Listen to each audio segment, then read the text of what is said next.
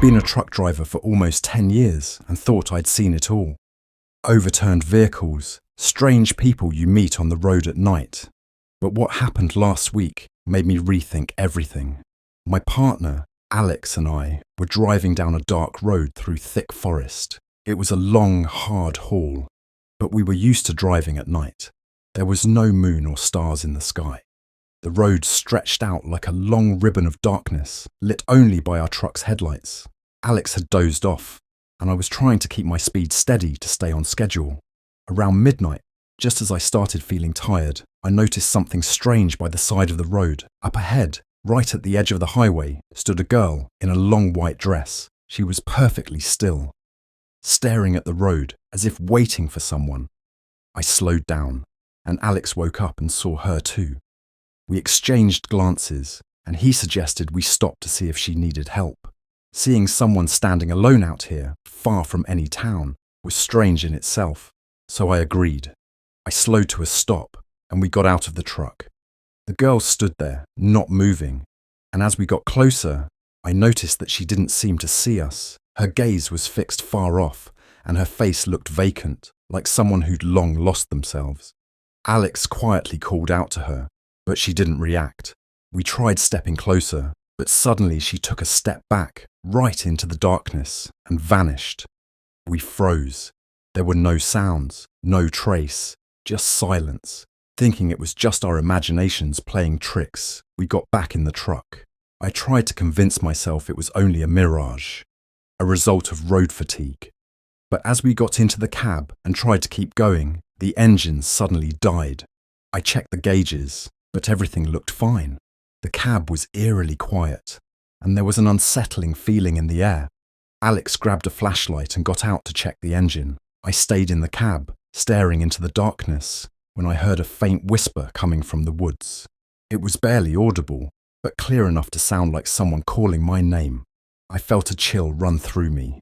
I looked around, but there was no one, just the dark wall of trees along the road. Then Alex's flashlight went out. In that same moment, he yelled, jumped back into the cab, and slammed the door. His eyes were wide with fear, and he managed to say only one word: drive. I didn't ask what he saw. I just turned the key, and strangely, the engine started right up.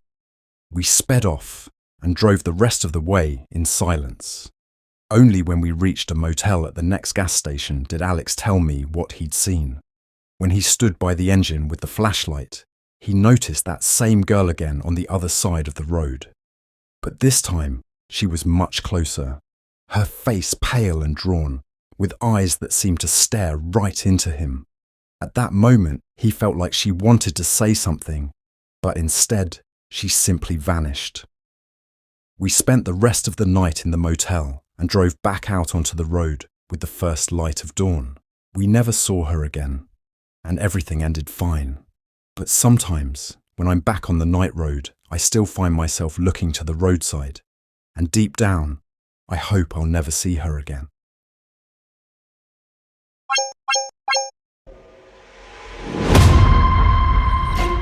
I've always been a skeptic, especially when it came to ghost stories, but one night made me question everything. It happened a few years ago when I was working as a janitor at an evening school.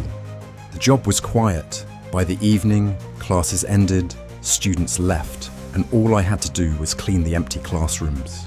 The school was old, built in the mid-20th century, with long hallways and creaky floors.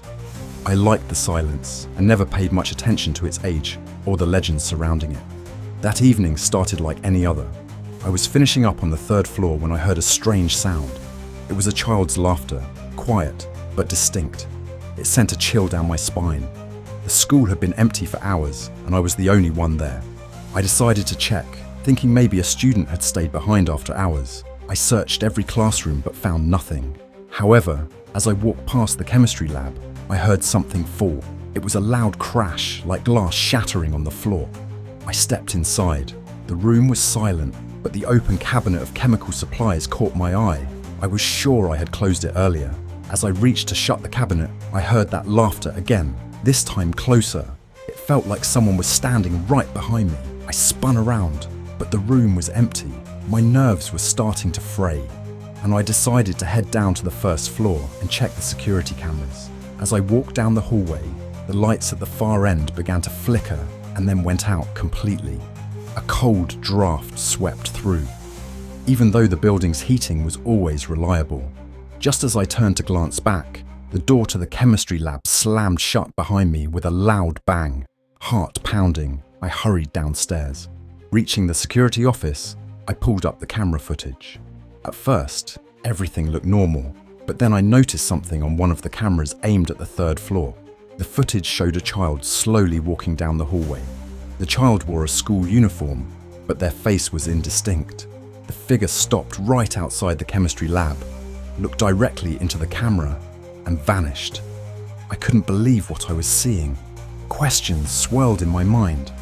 Who was that? What was that? Deciding I'd had enough, I ended my shift early and locked up the building, leaving my questions for another time. The next day, I told the security guard about what I had seen. He wasn't surprised. He said the story went back years. People claimed that a student had died in a tragic accident in the chemistry lab many years ago due to an equipment explosion. Ever since, strange occurrences had been reported, though no one took them seriously. Curious, I dug into the archives and found an old newspaper article about the accident. The boy's name was Daniel. I don't know why, but something compelled me to return to the chemistry lab that evening with flowers. I left them on the desk and said aloud that I was sorry for what had happened. After that, everything changed. The school became quiet, no more strange sounds, no shadows on the cameras. I can't explain what happened, but I'm certain of one thing. Sometimes, the past seeks a way to be heard, and kindness can be the key to its peace.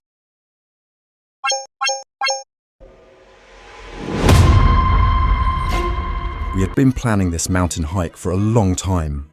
Our group consisted of 5 people: me, my friend Edward, his younger sister Clara, our companion Oliver, and our experienced guide, Sebastian. Sebastian promised us breathtaking views, and we, inspired by his stories, eagerly anticipated this adventure. The ascent began early in the morning. We walked along a narrow path, surrounded by dense forest. Cold mountain air refreshing us. By noon, we reached our first campsite, where Sebastian warned us to be particularly cautious from that point onward. The weather in the mountains is unpredictable, and the trails can be treacherous, he said. None of us took his words too seriously, as the day was clear, and everyone was in high spirits. As the sun began to set, we decided to camp near a small stream. Sebastian told us the next part of the trail would be challenging, so it was best to rest and get a good night's sleep. We lit a campfire, had dinner, and started sharing stories. At one point, Clara suggested we talk about mysteries, and Oliver, a fan of scary tales, began recounting stories about strange disappearances in the mountains. We laughed, but soon the atmosphere around us felt oddly heavy. Even the forest seemed to fall silent. By midnight, we all retreated to our tents. I lay in my sleeping bag, beginning to doze off, when I suddenly heard a sound, a mix between a whisper and the wind howling. I dismissed it as my imagination and closed my eyes. But a few minutes later, the sound came again, this time closer. I stepped out of the tent and saw Edward standing nearby, listening intently. "Did you hear that too?" he asked quietly. We woke Sebastian, and he told everyone to gather by the campfire. The fire was nearly out, and the sounds were growing louder. Sebastian looked tense. He said it could be the wind, but his expression betrayed his unease. Suddenly, we heard heavy footsteps coming from the forest. Everyone froze. In the beam of the flashlight, we caught sight of a strange shadow flickering between the trees. Sebastian raised his hand, signaling us to stay silent, and took a step toward the forest. The shadow disappeared as suddenly as it had appeared, but then Clara screamed. We turned and saw her tent torn, and she was standing a short distance away, trembling with fear. "It was right next to me," she whispered. Sebastian decided it wasn't safe to stay. We quickly packed up and began descending, sticking closely together.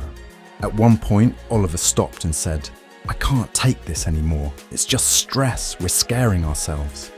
And then, right in front of us, Something lit up on the trail with a bright, blinding light. We stood frozen, unable to believe our eyes. The light was too intense to make out any details, but the feeling was strange, a mix of fear and an inexplicable calm. When the light disappeared, Sebastian urged us to move faster. We reached the foot of the mountains only at dawn, exhausted and frightened.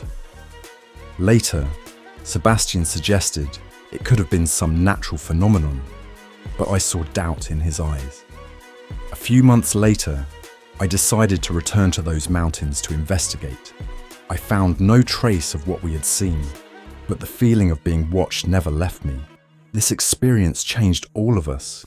We learned to treat nature with greater respect, recognizing its power and mysteries. I still don't know what it was, an illusion, a natural occurrence, or something else entirely. But one thing I know for sure, there's more to the mountains than meets the eye.